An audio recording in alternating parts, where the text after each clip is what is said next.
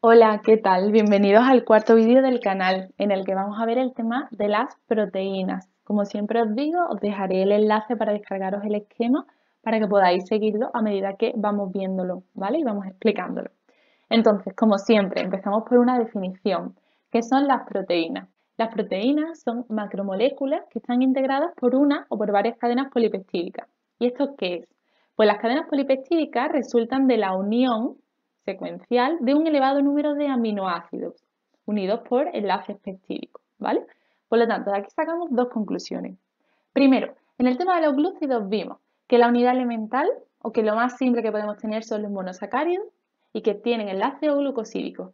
En el caso de los lípidos vimos que lo mínimo que podíamos tener eran ácidos grasos y que tienen enlace éster. Aquí vamos a tener que lo mínimo que podemos tener son aminoácidos. La unidad básica de las proteínas son los aminoácidos que están unidos por enlaces peptídicos. Las proteínas son esenciales para los seres vivos porque participan en todos los procesos y todas las funciones que realizan. Es decir, sin proteínas no somos nada. Y en este caso son un pelín más complejas que los glúcidos y que los lípidos porque están formadas por carbono, oxígeno e hidrógeno, pero también por nitrógeno y por azufre. Bien, pues que acabamos de decir, los aminoácidos que son la unidad esencial, vamos a empezar explicando eso. Los aminoácidos son moléculas que en su estructura tienen un grupo amino, que es el NH2, que es este que vemos aquí, NH2, y un grupo carboxilo, que es el grupo COOH. ¿Vale? Entonces, luego todos tienen en el centro un carbono quiral, también llamado carbono asimétrico, y es asimétrico porque cada uno de sus enlaces está unido con algo diferente, ¿vale? Este está unido con un grupo amino, este está unido con un hidrógeno únicamente, que esto siempre es así, este está unido con un carboxilo. Entonces, estos tres siempre son así, pero en este tiene un radical, que también es algo diferente, por eso es asimétrico, porque cada uno tiene, en cada enlace tiene algo diferente. Y este radical es lo que va a diferenciar a los aminoácidos entre sí. De forma que en total vamos a encontrar 20 tipos de aminoácidos que, como acabamos de decir, se diferencian en su radical o en su cadena lateral, que es lo mismo. Vale.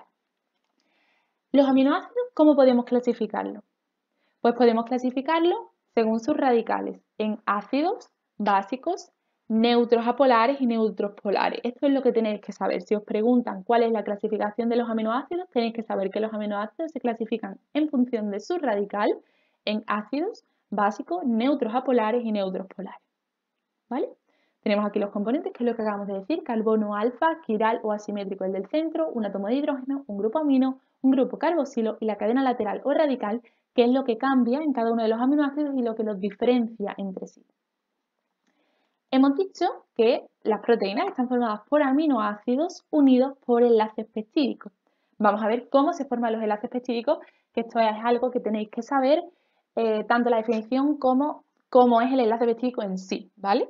Entonces, ¿cómo se forma? Pues tenemos el grupo amino de un aminoácido, es decir, el NH2, interactúa con el carboxilo de otro, es decir, el COH, ¿vale? Se unen el grupo amino con el COH y quedan unidos formando un dipéptido, ¿vale? Y liberándose una molécula de agua. Entonces, lo vemos aquí. Tenemos del primer aminoácido, ¿vale? El grupo carboxilo. Del segundo aminoácido tenemos el grupo amino. Interactúan entre sí, se libera una molécula de agua formada por estos hidrógenos y por este oxígeno que pongo aquí, ¿vale? Y el enlace que establece es este. Y debe ser así porque el enlace peptídico tiene unas características concretas y tiene que representarse siempre así. ¿Cuáles son estas características? Primero, que es un covalente de tipo amida, ¿vale? Es un enlace covalente. Segundo, que tiene carácter de doble enlace, ¿vale? Tercero, este enlace entre el carbono y el oxígeno y este enlace entre el nitrógeno y el hidrógeno siempre permanecen en el mismo plano, es decir, tienen una estructura coplanaria, ¿vale? Pero es muy importante, y lo más importante a la hora de representar el enlace peptídico es que el oxígeno va hacia un lado y el hidrógeno va hacia el otro lado, es decir, tienen que estar el oxígeno y el hidrógeno en lados contrarios. Me da igual cuál pongáis arriba y cuál pongáis abajo, pero si el oxígeno está arriba, el hidrógeno tiene que estar abajo, y si el hidrógeno está arriba, el oxígeno tiene que estar abajo. ¿Vale? Eso siempre tiene que ser así. ¿Vale? muy importante a la hora de representarlo. Estas serían, por lo tanto, las características del enlace peptídico: covalente, carácter de doble enlace. Estos enlaces permanecen en el mismo plano, es decir, tienen una estructura coplanaria, pero siempre el oxígeno y el hidrógeno en lados contrarios porque es una estructura trans. Cada uno está hacia un lado. Vale. Por lo tanto, hemos visto los aminoácidos. Hemos visto que los aminoácidos se unen mediante enlaces peptídicos formando un dipéptido, que es la unión de dos aminoácidos. Cuando ya tenemos la unión de muchos aminoácidos, se llamará polipéptido, ¿vale? Y ahora vamos a ver cómo se forman en sí las proteínas. La estructura de las proteínas consta de 4 partes, por decirlo de alguna forma, ¿vale? Tenemos 4 estructuras, obviamente la primaria es la más simple y la cuaternaria, que es la última, será la más compleja. Tenemos primaria, secundaria, terciaria y cuaternaria. La primaria. La primaria simplemente consiste en una secuencia lineal de aminoácidos que se unen entre sí mediante enlaces peptídicos y forman una estructura primaria muy simple, ¿vale? Aminoácidos unidos mediante enlaces peptídicos. Bien, la siguiente estructura que tenemos es la estructura secundaria, que obviamente va a ser más compleja que la estructura primaria porque es la disposición que adopta la secuencia de aminoácidos en el espacio, es decir, se va a plegar y por lo tanto se van a formar nuevos enlaces. Dentro de la estructura secundaria tenemos que diferenciar dos tipos de estructuras que pueden formarse, la alfa hélice y la conformación beta o lámina plegada beta, lo podéis encontrar de las dos maneras. Vale, entonces, ¿cuál va a ser una característica muy importante que va a diferenciar la primaria de la secundaria? Aparte de muchas otras cosas, que va a aparecer un nuevo tipo de enlace. Los aminoácidos van a seguir unidos por enlaces específicos, obviamente, pero además ahora van a aparecer los puentes de hidrógeno.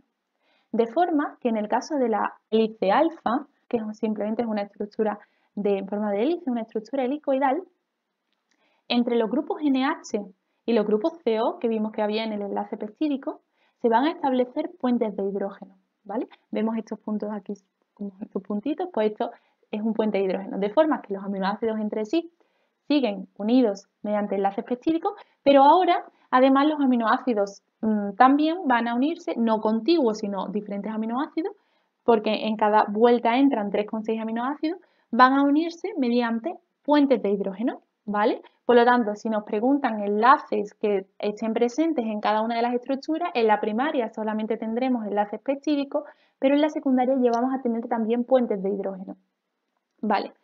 Se establecen eso entre los grupos NH y CO. Esta sería la alfa hélice. Luego tenemos el otro tipo, que es la lámina plegada beta, que en este caso es más una estructura laminar, como que tiene como una forma de Z, una forma de zigzag, en la que también vamos a tener puentes de hidrógeno, ¿vale? De forma que vamos a tener distintas cadenas que se disponen entre sí de manera paralela y entre estas cadenas se forman puentes de hidrógeno entre los grupos CO y entre los grupos NH. ¿Vale? Están paralelas pero dispuestas en sentidos contrarios, formando así como una especie de zigzag. La siguiente estructura es la estructura terciaria. Igual que la estructura secundaria era la disposición que adoptaba en el espacio la primaria, pues la terciaria va a ser la disposición que adopta en el espacio la estructura secundaria. Da igual si viene de alfa hélice o viene de zigzag. Estructura secundaria. Bueno, saber que puede ser globular o fibrosa, pero lo que es más importante es que aquí, como es más compleja, vamos a meter todavía más enlaces. Teníamos los puentes de hidrógeno ya de antes, pero además vamos a tener interacciones electrostáticas, interacciones hidrofóbicas, fuerzas de Van der Waals y puentes disulfuros que son exclusivos del aminoácido cisteína, ¿vale? Entre el resto de aminoácidos no se dan puentes disulfuros, solamente se dan en cisteína, pero tenéis que saberlo, ¿vale? Entonces esto sería un poco la forma de la estructura terciaria en la que es un poco un plegamiento todavía mayor de la estructura secundaria. Y saber, muy importante, los enlaces. Y ya la cuaternaria es una proteína con más de una estructura polipeptídica, es decir, se unen varias estructuras terciarias procedentes de distintas cadenas de aminoácidos, ¿vale? Por ejemplo, aquí se representan dos con colores diferentes, pues esto viene de una cadena lineal de aminoácidos que luego pasa a una estructura secundaria, luego pasa a una estructura terciaria y está igual, que se han acabado uniendo, ¿vale? Los enlaces que participan en la estructura cuaternaria son los mismos que participan en la estructura terciaria. Y esto es importante porque lo preguntan, ¿vale? Entonces, enlaces en la primaria, solo enlace peptídico. En la secundaria metemos puentes de hidrógeno y en la terciaria metemos todos estos, igual que en la cuaternaria, ¿vale? Y acordaros, puentes disulfuros solo se dan en el aminoácido cisteína. Entonces, la secuencia de aminoácidos y la conformación espacial es la que determina sus propiedades biológicas, que ahora veremos cuáles son, ¿vale? De manera que si nosotros cambiamos un aminoácido dentro de una proteína, con que cambiemos un aminoácido, esa proteína ya va a ser diferente y ya va a tener otra función, ¿vale? ¿Cuáles son las funciones de las proteínas? Como os pongo aquí, es importante saberse un ejemplo de cada función, porque con mucha frecuencia dicen, indique 4 funciones de las proteínas y exponga un ejemplo, o algo así, ¿vale? Bueno, pues aquí tenéis las funciones de las proteínas con un ejemplo para cada uno. Por una parte, transporte de sustancias, como por ejemplo la hemoglobina. La hemoglobina es una proteína presente en los glóbulos rojos de la sangre que se encarga de transportar el oxígeno, ¿vale? Transporte de sustancias. Transporte de membrana, como la ATPasa sodio-potasio, que es una bomba en el cuerpo humano muy importante, estructural como el colágeno, defensa y protección como inmunoglobulinas que veremos en el bloque de inmunidad y esas cosas, identidad celular, por ejemplo, los receptores de hormonas, hormonal como la insulina, reserva como la albúmina, contracción como la miosina, que veremos también en el tema de mitosis, y catalítica como las enzimas, que es el siguiente tema, ¿vale? Recordamos, para el siguiente tema ya sabemos que por tanto las enzimas son proteínas. De aquí únicamente tenéis que saberos las funciones y un ejemplo, ¿vale? Y luego vamos a introducir dos conceptos que también son muy importantes para el tema de enzimas, que debéis conocer y entender bien, que son la desnaturalización y la renaturalización, que son procesos contrarios, procesos opuestos.